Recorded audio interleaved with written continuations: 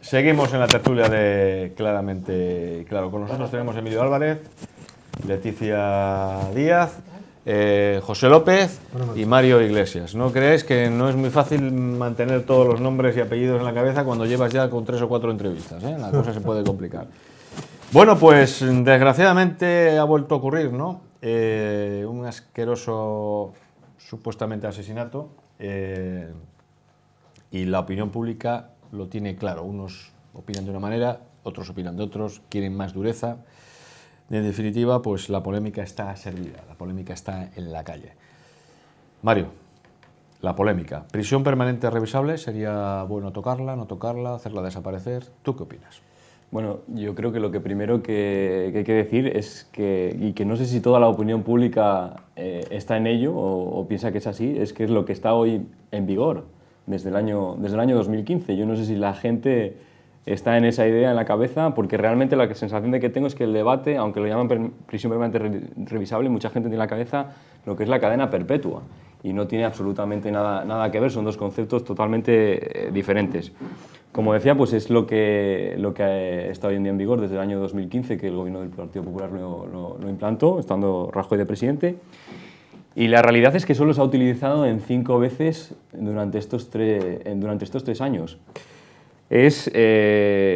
Solo se puede imponer para asesinatos en los que concurran situaciones muy específicas, de mucha gravedad, que son para víctimas menores de 16 años, o para personas especialmente vulnerables, discapacitados o cosas así, o cuando es subsiguiente a un delito sexual, con lo cual tampoco es, si yo discuto contigo, Emilio, y tú me matas o yo te mato, por poner un mal ejemplo, eso no sería para eso. Entonces yo no sé si la gente conoce esto. Entonces el tema es que se cumplen 25 o 30 años y luego pues se revisa cada 2 años. Entonces, ¿qué puede suceder? Pues que haya reos, digamos, que no saben cuándo van a salir, ni van a salir dentro de 2 años, dentro de 4, dentro de 6, o se van a tirar toda la vida en la cárcel. Y que incluso es compatible con el tercer grado. Es decir, que puedes estar con la prisión permanente revisable, pero en la calle, y solo a la cárcel a dormir. Entonces, pues yo no creo que la gente sepa todos estos condicionantes que tiene.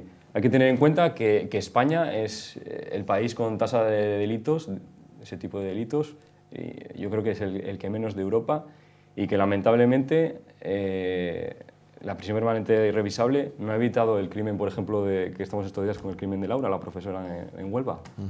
Con lo cual, yo creo que no es la solución, sí que hay un debate abierto, pero primero hay que dejar claro a qué estamos llamando prisión permanente revisable y a qué no. Yo creo que está en vigor y que no es la solución, no ha sido la solución hasta ahora a nada, y que solo se ha puesto 5 veces en funcionamiento, digamos. Y yo creo que es ineficaz. ¿Por qué? Porque no sirve para prevenir delitos. En Estados Unidos, por ejemplo, hay estados con cadena perpetua, hay estados con pena de muerte, y tiene una tasa de delitos muy superior a la que tiene España o cualquier país del mundo. Yo creo que es el país que mayor tasa de delitos tiene del mundo, de los que he conocido los datos, claro, evidentemente. Y bueno, hoy en la sesión de control al Gobierno, en el Congreso de los Diputados, el presidente Pedro Sánchez, pues la posición del Gobierno, lo que ha dicho es que no va a derogar la prisión permanente revisable hasta saber lo que dice el Tribunal Constitucional, que yo creo que es bastante coherente, y que se van a tomar medidas de mejora para la seguridad de las mujeres en defensa, pues, de sus libertades. Y yo creo que ese debe ser el debate. Entonces, lo primero es enfocar dónde está el debate, qué es la prisión permanente revisable realmente, porque yo no sé si todo el mundo lo conoce tal y como es. Muchas gracias, señor Iglesias. Leticia. La primera obligación de un Estado de Derecho es proteger a las víctimas. Primera obligación. En ese sentido, yo soy una absoluta convencida de que la prisión permanente revisable tiene mucho que ver, y es un texto muy trabajado. Se llega a él efectivamente con las condicionantes, las garantías, las limitaciones propias de una medida tan restrictiva, pero se llega a ella después de un profundo estudio. Decían que no era eficaz. Bueno, es que algo que empieza en 2015 empieza a ser eficaz cuando empieza a haber condenas y empieza a haber personas que no pueden salir como consecuencia de esas condenas. Mirad, yo la experiencia que tengo, ya no desde el punto de vista estrictamente jurídico, que es a lo que me dedico, sino sobre todo desde el punto de vista personal, como voluntaria que durante muchos años estuve en la prisión provincial, es que hay determinados perfiles delictivos que no se curan. Esto seguramente los profesionales de la sanidad podrán hablar con mucho más criterio que yo.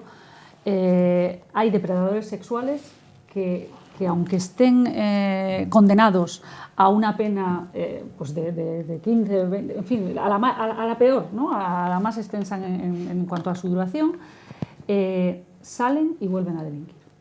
Salen y vuelven a hacerlo. Es decir, se ha dado el caso de alguna persona, no en ese ámbito, pero que ha pedido volver a prisión. No me deje, o sea, yo mismo soy consciente de que no soy capaz de controlar ese instinto depredador, asesino. En el caso, desde luego, de los delitos de naturaleza sexual, esto es así. Yo sí creo que la prisión permanente revisable es una garantía para las víctimas, es la posibilidad de decir, bueno, usted ha cumplido su pena, en casos así de graves como los que nos han explicado, pero es que ahora tenemos que ver si efectivamente hay una rehabilitación conductual, comportamental, emocional, de todo tipo, para que usted no siga siendo un peligro para la sociedad. Aquí, ¿cuál es el problema? Que quien ha matado a Laura es una persona que ya tenía condenas previas por delitos de semejante entidad. Por lo tanto, era una persona que no estaba preparada para volver a vivir en sociedad.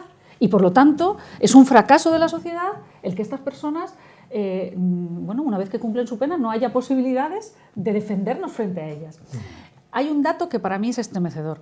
Había mujeres en Campillo, había mujeres en donde estaba viviendo este depredador, que decían que habían dejado de hacer sus rutinas diarias porque les intimidaba cómo miraba, es decir, era una persona que venía de ese tipo de delitos, que seguía manteniendo una actitud desafiante, y a pesar de todo, la sociedad no ha tenido instrumentos para garantizar la seguridad, en este caso, pues de la víctima, y acabó con su vida. A mí me parece un drama que sepamos que estos perfiles existen, que vuelvan a la calle y que no haya medidas. Por lo tanto, hoy en día, yo creo que el perfil de esta persona pues no estaría en la calle, ¿no? Y eso sería gracias, como digo, a la prisión permanente revisable. Yo, por lo tanto... Sí, está en vigor. Está en vigor, pero él no fue condenado a prisión permanente revisable. Claro, si una persona ha sido condenado con el Código Civil con el Código Penal anterior, ha salido a la calle y por lo tanto no ha habido posibilidad. Es decir, las condenas que empiecen, esos casos que dices que ya se han producido, pues efectivamente cuando terminen la condena habrá que ver si esas personas realmente... Aún así podemos cometer errores, porque hasta los profesionales que tengan que evaluarlo podrán equivocarse, pero bueno, ya estamos ante otra tesitura. Y desde luego, de verdad, ojalá tuviéramos en la mesa un experto en materia de comisión de delitos sexuales relacionado con la psique, etcétera, ¿no? Los psiquiatras expertos en esta materia, que en el ámbito penitenciario los hay muy buenos, porque realmente ellos son conscientes de que hay perfiles no rehabilitables y por lo tanto tenemos que defender a la sociedad. De verdad que es el primer derecho que uno tiene, ¿no? A que garanticen su seguridad. Señor López.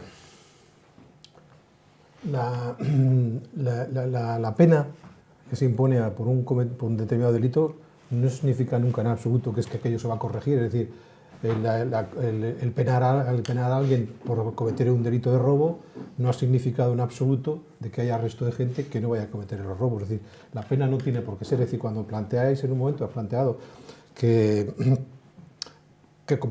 no ha habido, digamos, una respuesta positiva de la población como consecuencia de la implantación de ese tipo de delito, que no lo hay, es que la pena no está para proteger, digamos, para que de alguna manera vaya el delincuente, se lo piense antes. El delincuente comete el delito y nunca se suele pensar por qué, solo conocemos en cantidad de sitios.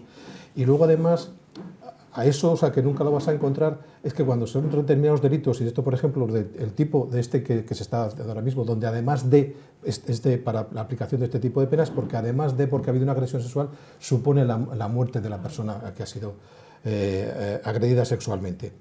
Es que Yo recuerdo el Código Penal anterior, donde había cuestiones en las cuales era de debate, porque te contradecía, si había una agresión sexual, había una pena de 20 años, sin embargo, si había muerte era 15. ¿Qué es lo que pasaba? Quien la agredía lo que terminaba era matando a la víctima, porque le era mucho más barato, mucho más rentable los 15 que el otro. De tal manera que por ejemplo, en este caso concreto el delito, cuando le planteas un delito en el cual su pena mínima va a suponer 25 años hasta que se produzca la revisión, pues parece una buena fórmula de que la persona ya la comisión del doble delito tenga una punición clara por el Código Penal. Entonces, es una cuestión importante para tener en cuenta, porque además es que esas revisiones que están en la ley, que por ejemplo precisamente no es una cadena perpetua, pero vamos, cadena perpetua que yo diría que este caso ya no es el Tribunal de Derechos Humanos quien dice que no es en absoluto inconstitucional para el derecho europeo. Es que está implantada en Francia, en Alemania, en muchos países, y es más, incluso en España se planteó este asunto antes al Consejo de Estado, y el Consejo de Estado dijo que sí. Por lo tanto, yo creo que incluso la posterior llevanza del asunto al Tribunal Constitucional no es más que demorar algo para ver cómo de alguna manera se puede evitar su entrada en vigor futura. Pero es que eso hay que añadir también que cuando se estuvo debatiendo la última vez, el año pasado creo que fue, cuando se debatió también la posibilidad de derogar esta pena, se recogieron 3 millones de firmas en nada. En nada. O sea que la población, la ciudadanía dio claramente que no quiere que eso suceda. Tiene opciones el delincuente que haya cometido, porque ya no es a lo mejor que sea ya una persona depravada y que probablemente no se rehabilite nunca, no, porque es para determinados delitos, como uno de los delitos que se puede cometer y que es asesinar a un dirigente, un presidente de un gobierno extranjero mientras esté en España. Bueno, pues probablemente eso lo ha hecho por una obcecación, por un tema personal, por cualquier cosa que pueda haber hecho, pero probablemente no va a ser. No tiene una disfunción mental, una psicología determinada de esos comportamientos. Por tanto, cuando cumpla 25 años, se puede producir la revisión de la pena. Si se ha rehabilitado y al fin y al cabo fue aquel delito cometido por una obcecación, por cualquier otra forma, o porque sí, porque lo quería hacer, yo creo que en ese caso se le va a revisar. Pero es que además tiene la ventaja de que el propio reo, el propio condenado en este caso, puede solicitar también que se le revise anualmente. Pero anualmente, es decir, oiga, revíseme mi pena porque yo tengo derecho a que esto se me revise, a ver qué condiciones son las que estoy cumpliendo esto, si yo me he rehabilitado. Si ese equipo de psicólogos y demás gente especializada en estos temas comprende y lo ve, indudablemente puede acceder al tercer grado tranquilamente. El tercer grado supone que estás cumpliendo en determinados centros, incluso en la propia prisión, puedes estar saliendo fuera, puedes estar cumpliendo, estar trabajando, devolviendo, incluso pagando la indemnización de los daños económicos que has ocasionado también en algunos casos, y por lo tanto tienes que hacer, vuelves a prisión y estás en una situación de tercer grado hasta que se considere que puedes estar en libertad. Es decir, que yo creo que no es una pena de silla eléctrica, por llamar alguna, o de pena de eternamente metido una persona en la cárcel. Una pena que son delitos de especial gravedad. Y yo creo que la sociedad ha llegado a un punto en el que considera que esos delitos de especial gravedad, los terroristas, quien asesina a críos de menores de 16 años, es decir, situaciones como esas que nos remuerde la conciencia, que nos dice cómo podemos permitir que esto esté ocurriendo, son a los que se va dirigido. Y la pena no sirve para que haya quien no cometa el delito.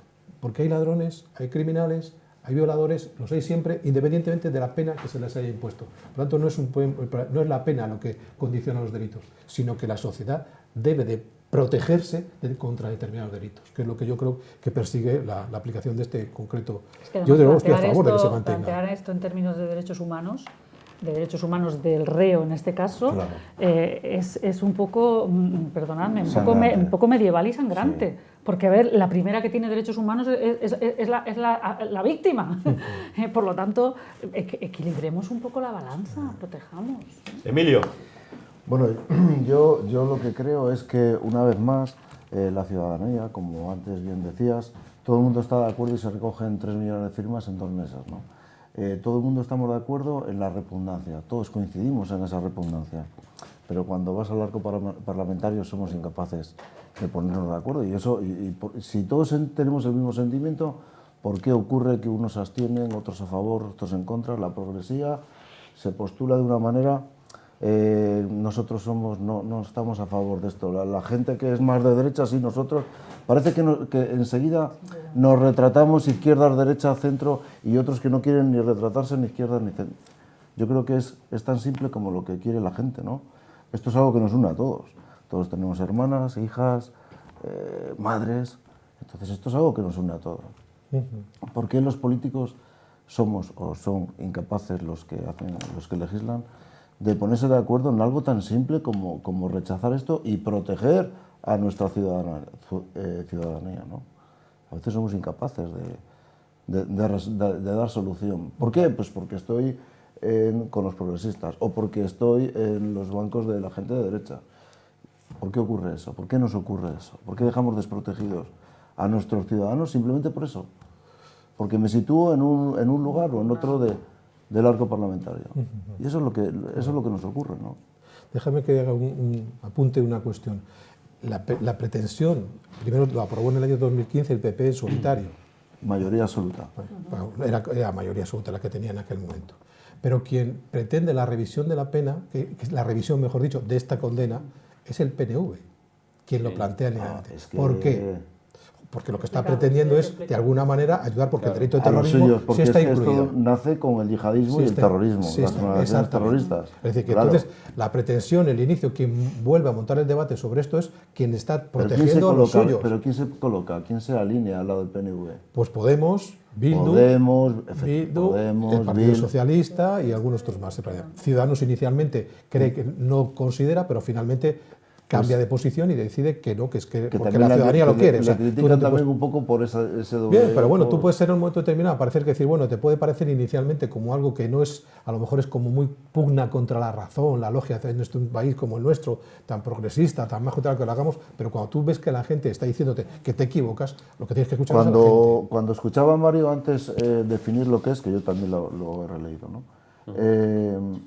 Nos costará igual ponernos de acuerdo en las líneas rojas, ¿no? En decir, vamos a tipificar qué delitos, ¿no? Se incluyen. Yo lo decía porque tres casos, o no, 5 casos en 3 años, puede que parezcan pocos, pero yo creo que no son tan pocos, porque es una norma tremenda y es una norma tremendamente excepcional, que eso creo que está. Además entró en vigor en todos aquellos casos más mediáticos que hemos visto en la televisión, y en esos básicamente. Nos costará igual mucho definir en qué puede encajar en la pena permanente revisable, pero decir que no. Decir que no, que este señor tiene que estar en la calle y va a tener un tratamiento de un preso común, yo creo que eso, vamos, es que nos lo están reclamando la ciudadanía, a todos.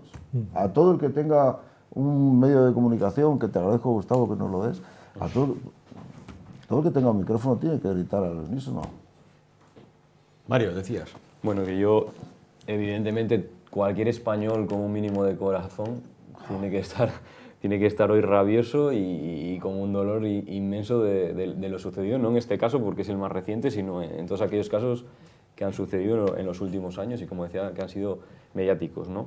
Pero yo me refería a que, por ejemplo, a que en mi círculo de personas, de amigos, de familiares, la discusión, yo creo que la gente desconoce totalmente lo que es la prisión permanente revisable, y de lo que están hablando sin decir las palabras es cadena perpetua. Sí, la gente lo confunde. Está totalmente... sí. Piensa que se está hablando de la cadena perpetua. Sí. Bueno, a veces eso es a lo que me refería antes. Por eso intenté explicar un poco en qué casos concretos, cuántos casos ha habido, etcétera, para poner un poco en situación. Que no es una cosa lo mismo que la otra, ni similar. No. Es la dureza, además, de que ves que casos hay, ¿no? Ves que han violado a tu hija, la han asesinado, ya no la tienes contigo, y ves por la calle pasear. No, es que ya ha estado 7 años, o ha estado 11 o 12, y no pasa nada. Y después, normalmente, que es lo que tú decías, vuelve a caer, vuelve a cometer otro asesinato o la vuelve a liar. Pero eso es otra cosa, porque yo creo que lo que hay que hacer es que se cumplan las penas. El problema es que no se están cumpliendo en muchos casos. No, en este caso se han cumplido. No, el problema es que hay delitos, los peores, los más No, me refiero a lo que decía Gustavo, que a los 7 años ya ha salido, es que eso no... Bueno, hay muchos beneficios penitenciarios, el problema de los violadores, en general, que no se debe generalizar, pero en general, es que son personas que no se rehabilitan. No se pueden desertar y no se contienen. O sea, en el momento que salen a la calle, están en contacto y tienen la situación adecuada, se dan las circunstancias, va a volver a agredir. Si lo hemos visto con este otro que había, no me acuerdo ahora cómo se llama, que al poco quiso meter en el maletero a otra chica y la tuvieron que rescatar. O sea, quiero decir, le estaban siguiendo a la policía y tuvieron que detenerlo porque ya había intentado meterlo. Es que es una locura. Entonces son personas que es imposible que se vuelvan a rehabilitar. Y claro, experimentar, creemos que sí, vamos a ponerle en contacto con nuestras hijas. Jolín, pues hombre, yo creo que ese tipo de experimentos, no, deberíamos de evitarlos. Nuestra sociedad, vaya la pregunta que voy a hacer. Que se facilita. No sé, nos estamos adelantando a algo en el sentido de que estamos mejorando, porque en algunos casos la gente dice, oye, yo creo que vamos para atrás. Yo creo que sí, se está mejorando. El problema es que ahora todo es mucho más mediático, hay muchas más redes sociales, muchos más medios de comunicación, y antes pues tenías el periódico, el que le compraba, y poquito más. La sociedad ha avanzado en todos los campos y en materia de comunicación muchísimo más, con lo cual tienes muchísima más información hoy que hace 30 años, o hace 15, es evidente. No es que hayamos ido para atrás, yo creo que no, yo creo que se ha avanzado y que poquito a poco se va avanzando. La sociedad de hoy no tiene nada que ver con hace 40 años. Sin embargo, cuando hay crisis de valores, también es cierto que hay buena parte de la sociedad que crece, iba a decir, en la selva. Es decir, se han sobrepasado líneas rojas en el... Yo esto lo viví cuando en el gobierno teníamos un programa con universitarios, donde se supone, ¿no?, que han hecho un camino, que tienen una formación, etcétera, precisamente en materia de violencia contra la mujer.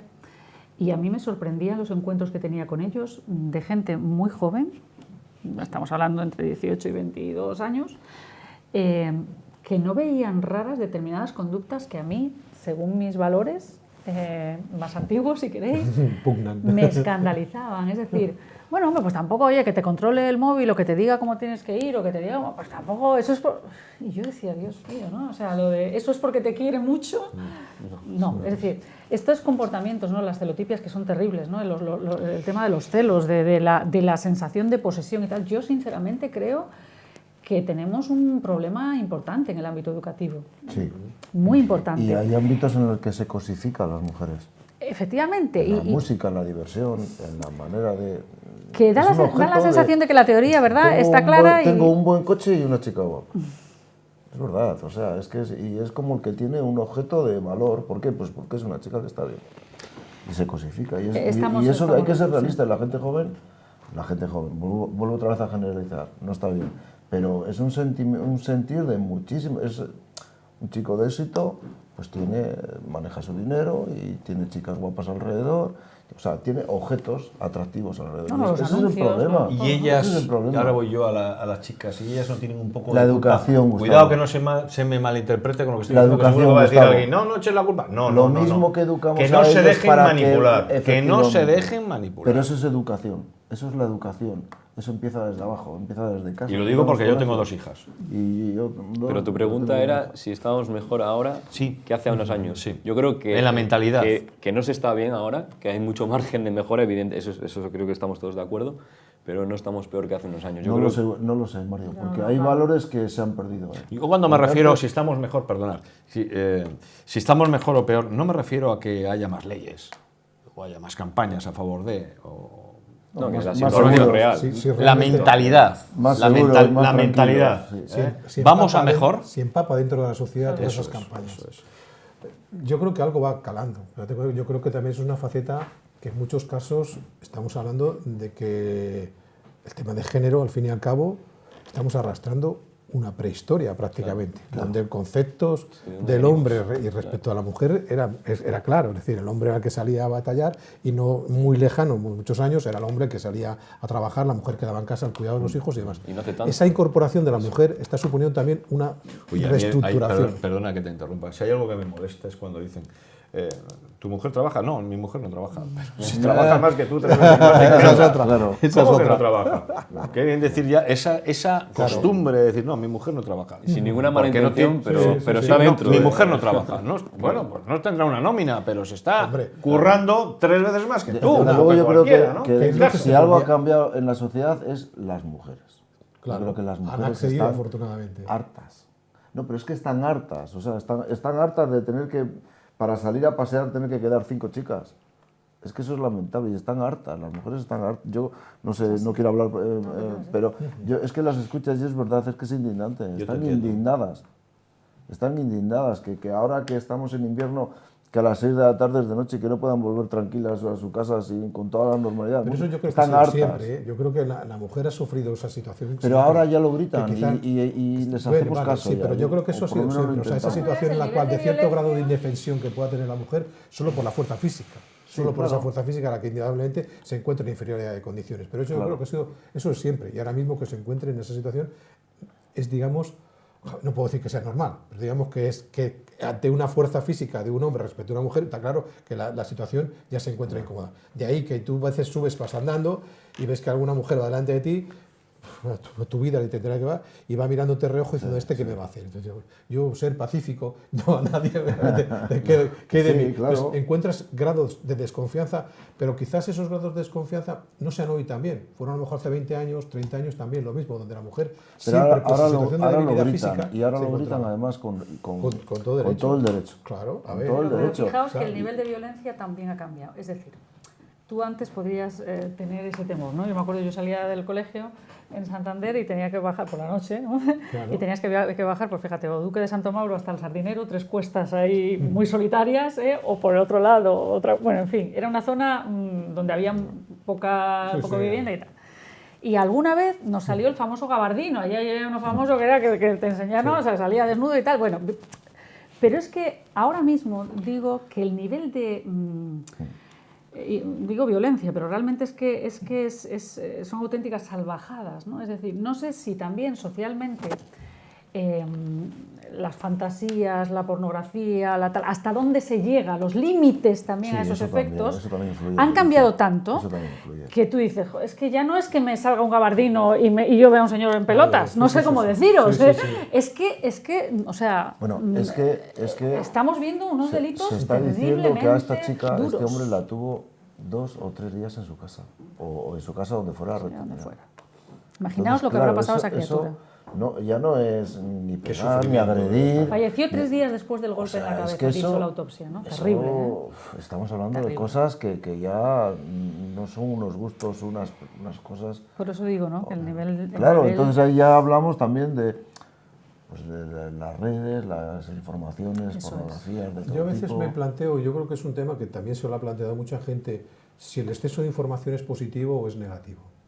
A veces piensas que a lo mejor das pábulo o das pistas a determinadas personas que no son tan obsesas, no son tan alocadas, no son tan bestias. Y despiertas igual algo. Y despiertas dentro de su mente el grado de maldad, o no el grado de maldad, sino la capacidad para hacer determinadas cosas que ni se le habían ocurrido. Entonces, como cuando ves una película de ladrones y dices, uy, un butrón, nunca se me hubiera ocurrido hacer un butrón. Y hay quien hará el butrón porque ha aprendido a hacer el butrón. Yo he tenido mis dudas serias de verdad, si el exceso de información muchas veces será positivo o negativo. Sigo pensando lo mismo. Creo que es positivo porque está despertando la conciencia de mucha gente, pero también está dando alas a determinadas malas conciencias que actúan con esa actitud siempre. Entonces, no lo sé. A mí es un tema que es un debate doloroso, difícil, porque ¿qué haces? Dices, dejas de que estos casos salgan a la luz, amén de que también hay otra cosa. Es decir, me acuerdo, mi abuelo leía el caso. ¿Cuántos leían el caso entonces y enteraban de los 4 asesinatos que se habían producido, 4 hechos? Hoy sabemos incluso el resultado de la autopsia de esta mujer y hemos estado todos pendientes durante meses, durante días, de dónde estaba esta mujer que había desaparecido. Es decir, que también esa múltiple información que nos llueve continuamente... Nos ayuda a mentalizarnos también. Claro, entonces debe de ayudar también a mentalizarnos, pero es que eso hace que también se expanda y que conozcamos muchísimos más casos de los que, desgraciadamente, a lo mejor muchos se están produciendo y no tenemos conocimiento, y de muchos otros en los cuales tenemos una inmediatez en la información que antes no se tenía y se producían igual. Por eso esa dicotomía que se puede producir, información excesiva, buena información, mala... A mí ahora me viene a la memoria esos 2 menores que entraron en un domicilio y mataron a 2 ancianos en Bilbao, ¿no? Con una violencia además que les torturaron y los mataron. Quiero decir, que esa violencia, ¿de dónde viene esa violencia? No sé, yo no recuerdo en mis tiempos jóvenes si ocurrían esas cosas. Posiblemente pueda ser una serie de circunstancias, ¿no? Pero son propensos, la educación, igual tienen unos padres además maravillosos que han sufrido muchísimo y se les ha ido de las manos sus propios hijos. Pero fíjate, eso es inevitable, ¿no? Porque todos lo hablamos, ¿no? Porque si fuera mi hijo yo hubiera hecho esto. Claro, bueno, mira, es muy difícil ser la padre. paternidad Y como si te conoce la cosa, hay es un componente muy complicado. muy importante de suerte. de suerte, Suerte. genética, de suerte de compañías, de suerte de muchas cosas. Decía mi abuela que los hijos son como los dedos de una mano, cada uno distinto. Y es que es verdad, cada uno es distinto. Pero influye muchísimo la educación que les estés dando, desde luego, y también esa educación que les puedan dar en un colegio. El respeto a la mujer es algo que todavía está pendiente. sigue estando pendiente en una sociedad tan aparentemente evolucionada como la nuestra. Es verdad. Sí, la casa que tienen varios hijos e hijas, y las hijas, venga, a arreglar las habitaciones, ayuda a tal. Sí, Mira, no, yo hay es una verdad, cosa que me empiezo a alegrar y me gusta, porque ahora que llegan estas fechas, ¿no? Pues igual antes de Nochebuena o antes de Nochevieja, pues a tomarte un vinito con los amigos que normalmente no sueles ver, ¿no? Ya te empiezas a encontrar más mujeres y cuando les preguntas, ¿qué es de fulanito? Ahí está haciendo la cena. Ya, sí, parece una bobada, pero ya hay muchísimos más hombres que se incorporan a la cocina, preparan ya la cena de Navidad, de la Nochebuena y tal, y preparan la comida de muchos días. Yo tengo un amigo íntimo que me dice, no, en mi casa se cocino yo todos los días. Pues aunque sean pequeños detalles, eso es importante.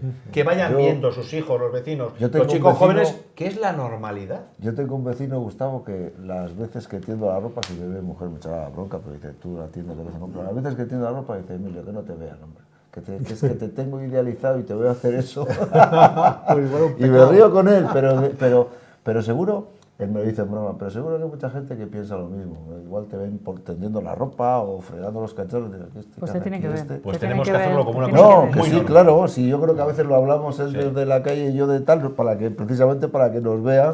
No, pero eso refleja hasta dónde el estereotipo está ahí enganchado en la sociedad. Hay un concepto de tal, ¿qué haces, Emilio? ¿Qué haces tendiendo allí esas camisetas? Pues se ha roto mucho. Eso llama la atención. Muchos tabúes de eso se han roto ya. Yo creo que hasta, sí, muchos, o sea, y la gente joven sobre todo. El hecho de pasear a los niños durante mucho tiempo, Eso sí es verdad, el hombre le costaba ir con el niño empujando al carrito, ¿eh? Y Yo llevarlos lo he al visto, cole, que eso. yo lo he hecho, pues tengo 4 hijos y le he empujado al carrito. Y he visto que había gente que tenía cierto reparo que él le vieran empujando el carrito, eso como si fuera un pecado, ¿no? Como si fuera algo excepcional, algo malvado y tal. Y sin embargo se va haciendo y se ha ido incorporando de esa manera. O sea, poco a poco yo creo que también la sociedad se va incorporando porque el hombre también, primero porque la mujer que está a su lado no es como ponía el carnet de identidad, ponía SL, sus labores. El marido es mecánico y la mujer sus labores. O sea, ha acabado esa mujer, la SL ha desaparecido, sus labores ha desaparecido y es hoy una profesional que incluso tiene una mejor preparación y cualificación que la que tiene el marido. No pasa absolutamente nada. Yo creo que esa asunción sistemática, también hay conciencias en determinados lugares en los cuales cuesta trabajo ir incorporando. Pero es cuestión de tiempo. Entonces, es la evolución. ¿Cómo ha trabajado y ha luchado la mujer? Un día tendremos que hablar de ello. Yo veía a las mujeres ganaderas, se levantaban a las 5:30 de la mañana. Cantabria es matriarcal. Sí, para el trabajo, para el trabajo. ¿Qué trabajo? No, Para el al trabajo. final la organización... No para los beneficios. No para los beneficios. de las cosas, hacía la comida económica y tal. Hacía y la feria. hacía los deberes con sus hijos. Bueno, terrible. Y mientras que descansaba, pues entonces ya lavaba, limpiaba la casa. Cuando no tenía nada que hacer, planchaba. Entonces ya mientras que descansaba.